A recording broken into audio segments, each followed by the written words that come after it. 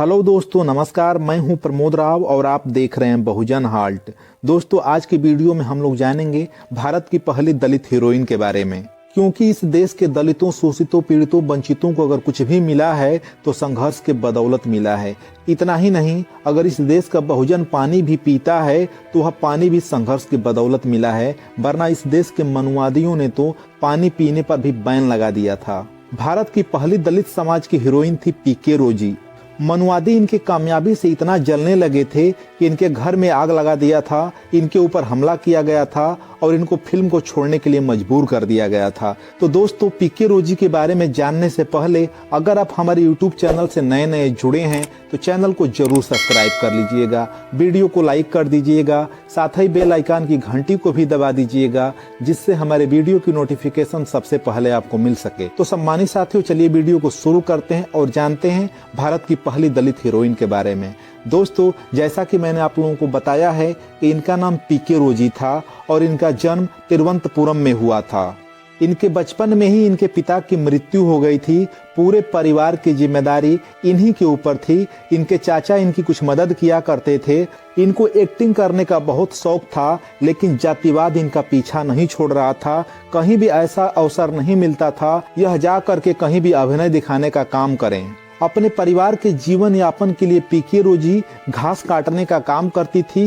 वो अपने परिवार के खर्चों को चलाती थी। इनका जीवन बहुत ही गरीबी में गुजर रहा था और कहीं भी इनको अभिनय करने का मौका मिलता था तो वहां पर अभिनय दिखाने का काम करती थी, जिसकी वजह से गांव के लोग इनका बहिष्कार कर दिए थे। इतना ही नहीं, जो इनके दादा थे उन्होंने भी इनको घर से निकाल दिया। सन 1928 में जेसी डेनियल विगत कुमारन नाम से एक मूवी बनाना चाहते थे। उसके लिए उनको एक अभिनेत्री की जरूरत थी। कहीं से इन्होंने पीके रोजी के बारे में सुना और उनसे मुलाकात करने गए, और जब पीके रोजी ने अपनी एक्टिंग करके दिखाया तो जेसी डेनियल बहुत प्रभावित हुए और उन्होंने अपनी मूवी में ले लिया, जिस मूवी का नाम था विगत कुमारन, जिसको हिंदी में बोलते हैं खोया बच्चा। जब वह फिल्म में काम करने लगी और लोगों को पता चला कि यह दलित समुदाय से हैं, तो लोगों ने इनका विरोध करना शुरू कर दिया। फिर जैसे तैसे करके यह मूवी बनकर तैयार हो गई और इस मूवी का प्रमोशन करने के लिए पीके रोजी स्टेज पर बढ़ी तो स्टेज से इनका बहिष्कार कर दिया गया और इनको अपमानित किया गया।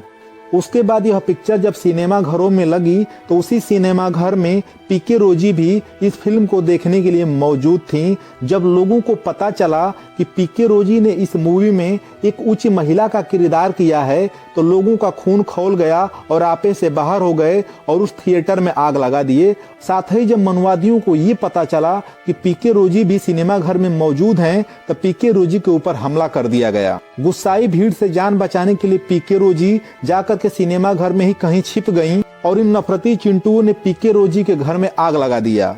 हमलावरों का हमला इतना तेज था कि पीके रोजी अपने घर भी नहीं जा सकती थी, क्योंकि उनके घर को जला दिया गया था। उनकी मदद करने वाले एक लॉरी ड्राइवर से उन्होंने शादी कर ली और रजम्मा नाम से गुमनाम जीवन जीने लगी। उनसे उनके 2 बच्चे हुए, एक का नाम था पद्मा और दूसरे का नाम था नगपन। जातिवादियों मनुवादियों के कहर ने एक बार फिर से प्रतिभा को नष्ट कर दिया था और पीके रोजी की एक्टिंग हमेशा के लिए खत्म हो गई। पीके रोजी को सम्मान करने के लिए कुछ दिन पहले गूगल ने डूडल बना करके उनको सम्मानित किया था।